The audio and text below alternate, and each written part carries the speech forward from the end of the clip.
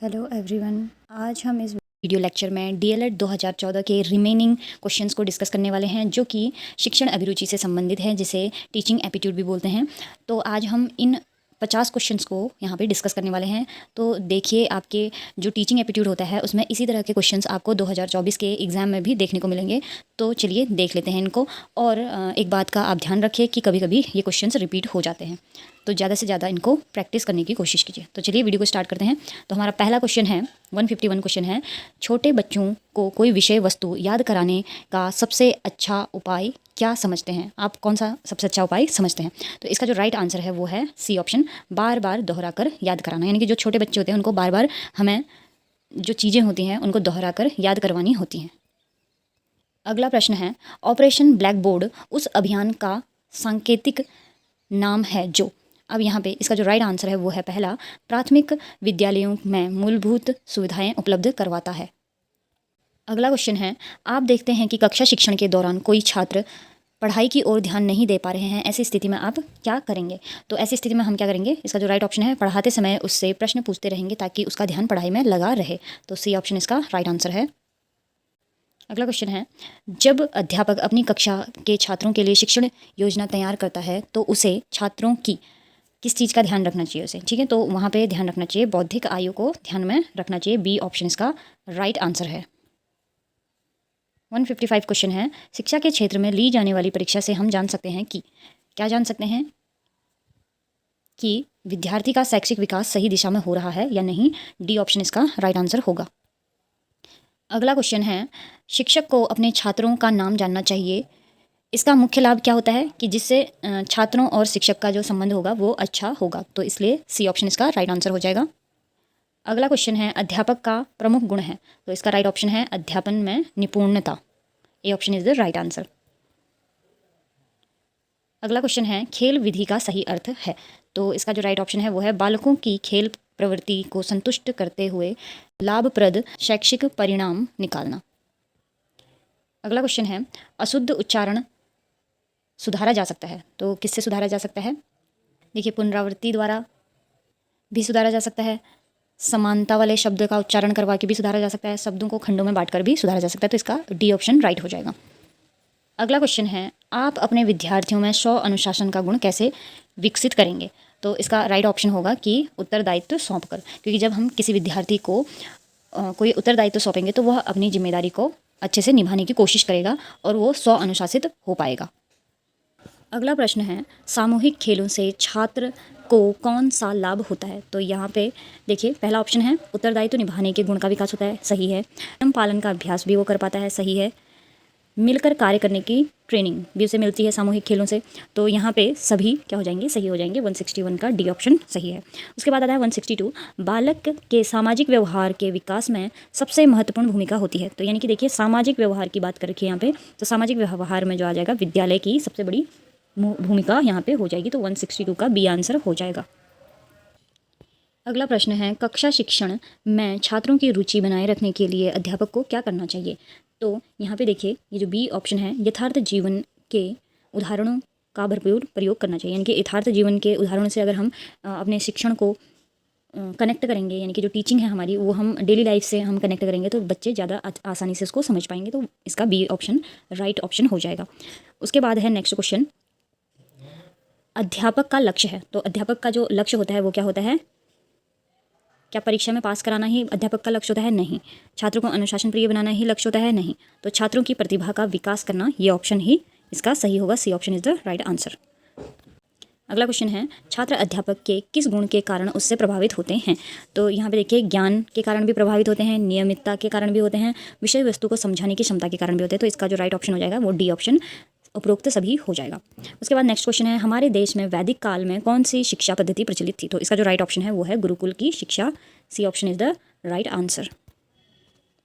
अगला प्रश्न है, प्राथमिक अध्यापक के लिए निम्न में से किसका अध्ययन सर्वाधिक महत्वपूर्ण है? तो प्राथमिक अध्यापक बनने के लिए आपको किस चीज़ का ज्ञान होना चाहिए? बाल मनोविज्ञान का ज्ञान होना बहुत आवश्यक है। तो बी ऑप्शन का राइट ऑप्शन हो जाएगा। नेक्स्ट क्वेश्चन है, शिक्षक अपनी कक्षा में अच्छा अनुशासन रखने में सफल हो सकता है यदि वह क्या करे? कड़ा व्यवहार करे? नहीं, गलत है। बच्चों की इच्छा अनुसार कार्य करे, बच्चों के साथ विनम्र रहे, परंतु क्या करे? कभी कभी दृढ़ भी रहे। तो इसका जो राइट ऑप्शन है वो है ऑप्शन नंबर सी। 169 है, आपकी कक्षा में एक बुद्धिमान छात्र है जो आपके समक्ष सदैव अपने ज्ञान का प्रदर्शन करता है। आप ऐसी स्थिति में क्या करेंगे? उसे उसी रुचि का कुछ कार्य दे देंगे, उसे कुछ कार्य दे देंगे जो वह ना कर सके, तो ऐसा नहीं करना है। उसे डांट कर बैठा देंगे, ये भी नहीं करेंगे। तो जो राइट ऑप्शन होगा वो होगा उसे कक्षा का नेतृत्व करने को दे देंगे। D option is the right answer. अगला प्रश्न है, खेलों के माध्यम से सामाजिकता का विकास होता है क्योंकि। देखिए सामाजिकता की बात कर रखी है यहाँ पे, तो देखिए बालक कल्पना करके खेलता है, ये गलत बात है, क्योंकि क्या हो रहा है, सामाजिक तौर पे वो खेल रहा है, तो बालक की बुद्धि का, बौद्धिक शक्ति का प्रयोग होता है, ये हो सकता है। बालक समूह में खेलता है जिससे अनेक सामाजिक गुणों का विकास होता है, ये राइट ऑप्शन इसका रहेगा। तो ऑप्शन नंबर सी इसका राइट ऑप्शन है। उसके बाद है 171, स्कूल के वातावरण में निम्नलिखित में से किसका बुद्धि पर सबसे अधिक प्रभाव पड़ेगा? तो इसका जो राइट ऑप्शन है वो है पाठ्यक्रम का सबसे ज़्यादा बुद्धि पर प्रभाव पड़ेगा। Option A is the right answer. 172 question है, बालकों को सामाजिक व्यवहार की शिक्षा दी जाती है? कक्षा शिक्षण के द्वारा नहीं दी जाती, पाठ्यक्रम के द्वारा नहीं दी जा सकती, मौलिक शिक्षण के द्वारा नहीं दी जाती, लेकिन किसके द्वारा दी जा सकती है? विद्यालय में सामाजिक एवं सांस्कृतिक गतिविधियों द्वारा ही क्या करा जाता है? सामाजिक व्यवहार की शिक्षा दी जा सकती है। तो सी ऑप्शन इसका राइट आंसर हो जाएगा। अगला प्रश्न है, शिक्षा मनोविज्ञान का अध्ययन अध्यापक को इसलिए करना चाहिए ताकि। क्यों करना चाहिए? जिससे इससे शिक्षक को आत्मसंतुष्टि मिल सके, तो ये गलत हो जाएगा। इससे वह दूसरों को प्रभावित कर सके, गलत हो जाएगा। इससे वह अपनी परीक्षाओं में प्रथम आ सके, ये भी गलत हो जाएगा। तो इसका राइट ऑप्शन क्या होगा? इसकी सहायता से अपने शिक्षण को अधिक प्रभावी बना सकेगा, इसलिए शिक्षा मनोविज्ञान का अध्ययन करना अध्यापक को जरूरी है। अगला प्रश्न है, शिक्षकों को बालकों में राष्ट्रीयता के विकास हेतु क्या करना चाहिए? तो राष्ट्रीय वेशभूषा धारण करनी चाहिए? नहीं। राष्ट्रीय कार्यक्रमों में भाग लेना चाहिए? नहीं। विद्यालय में राष्ट्रीय कार्यक्रमों को आयोजित कराना चाहिए। तो इसका सी ऑप्शन राइट ऑप्शन हो जाएगा। प्राइमरी स्तर पर छात्रों को मातृभाषा में पढ़ाना बेहतर होता है क्योंकि इससे क्या होता है? बच्चों की पढ़ाई स्वाभाविक वातावरण में क्या होती है। तो इसका राइट ऑप्शन ए ही हो जाएगा।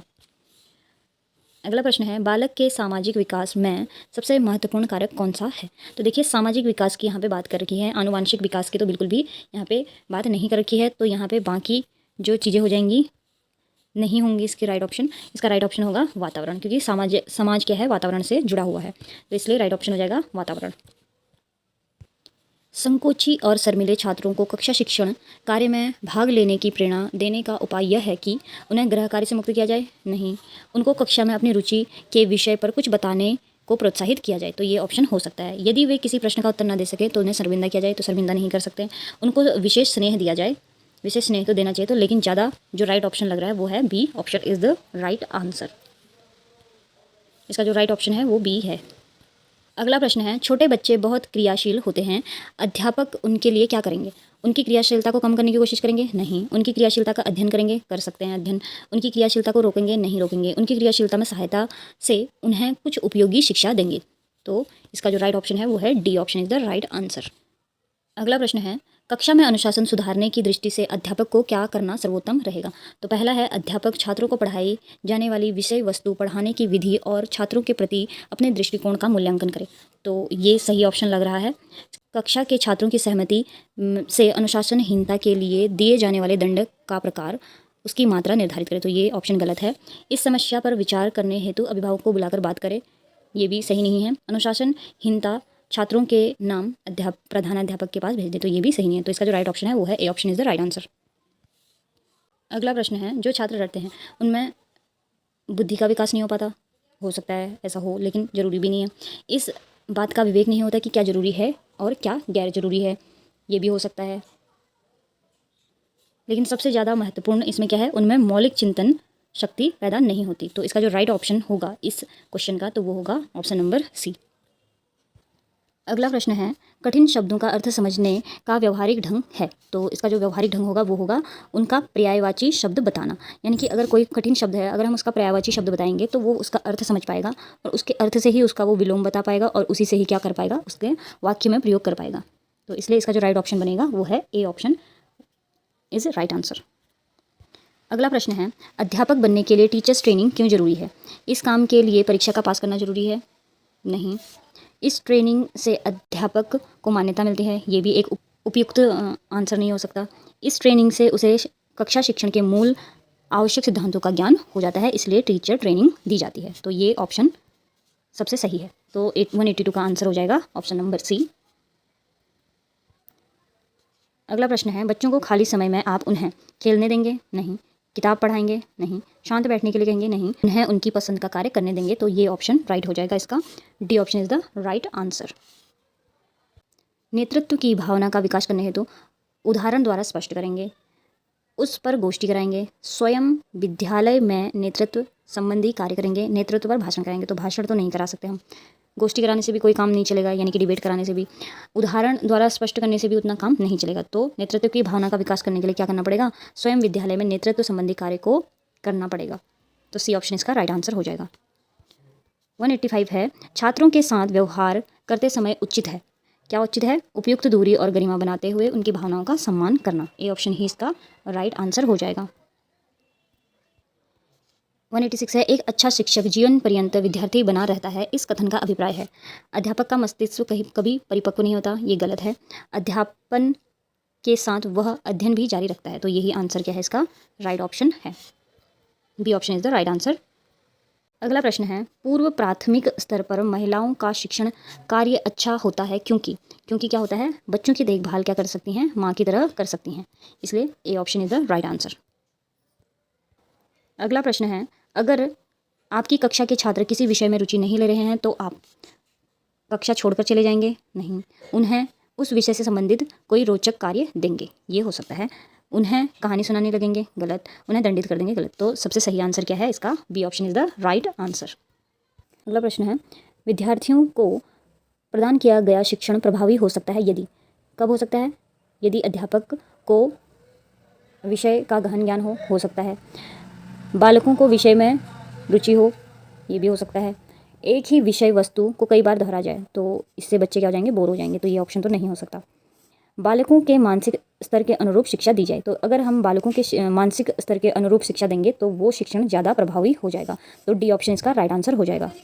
है, बालकों के माता पिता से व्यक्तिगत संपर्क शिक्षण के लिए आवश्यक है, इसका जो राइट ऑप्शन होगा वो है बालकों की समस्याओं को हल करने के लिए। तो बी ऑप्शन इसका राइट आंसर हो जाएगा। अगला प्रश्न है हमारा, क्रियात्मक अनुसंधान का संबंध होता है, तो इसका जो राइट ऑप्शन है वो है तात्कालिक व्यवहारिक समस्याओं से। तो बी ऑप्शन इसका राइट आंसर हो गया। अगला प्रश्न है हमारा, प्रारंभिक शिक्षा की सबसे बड़ी समस्या क्या है? तो प्रारंभिक शिक्षा की जो पहली समस्या होती है वो क्या होती है? प्रारंभिक शिक्षा पूर्ण किए बिना बालकों द्वारा विद्यालय छोड़ दिया जाना।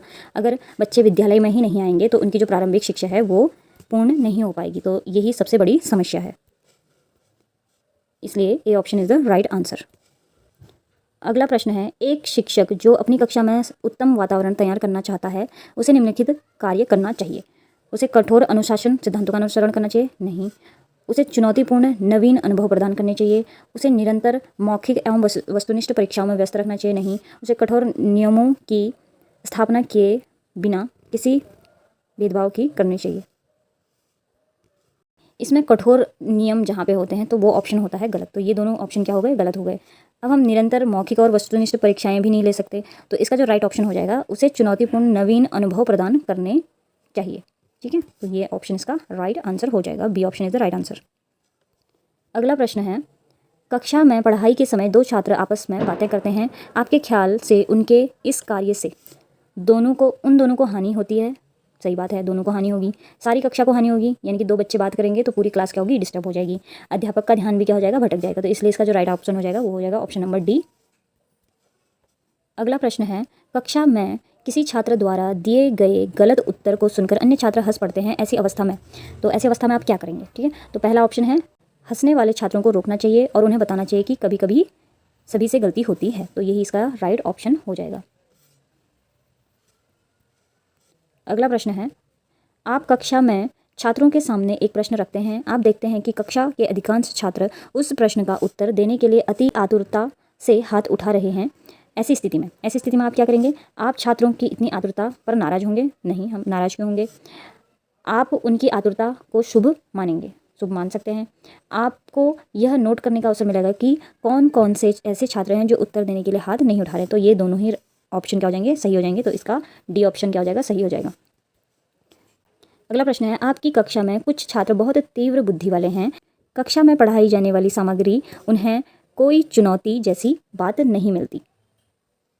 ऐसे छात्रों के संबंध में आप क्या करना चाहेंगे? तो इसका जो राइट ऑप्शन होगा, उन छात्रों को विशेष कार्य देंगे जो सामान्य कक्षा के छात्रों के को दिए जाने वाले कार्य से थोड़ा मुश्किल हो, ऐसे कार्य हम उनको देंगे। तो सी ऑप्शन इसका राइट ऑप्शन हो जाएगा। अगला प्रश्न है, एक सफल अध्यापक का सर्वाधिक महत्वपूर्ण कार्य होता है। तो एक सफल अध्यापक का महत्वपूर्ण कार्य क्या होता है? बालकों में चिंतन योग्यता का विकास करना। Option C is the right answer.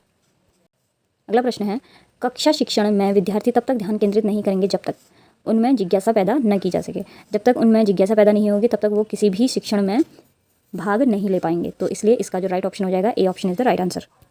Last question है, गांधी जी की बुनियादी शिक्षा योजना दूसरे किस नाम से विख्यात हुई? तो इसका जो राइट ऑप्शन है वो है वृद्धा शिक्षा योजना। तो आज हमने इस वीडियो लेक्चर में 50 क्वेश्चन टीचिंग एप्टीट्यूड के देखे जो कि 2014 के क्वेश्चन पेपर से संबंधित थे। तो अब हम नेक्स्ट वीडियो में मिलते हैं जीके के क्वेश्चंस के साथ, जो कि आपके अपकमिंग 2024 का जो एग्ज़ाम है उसमें आपको हेल्प करेगा।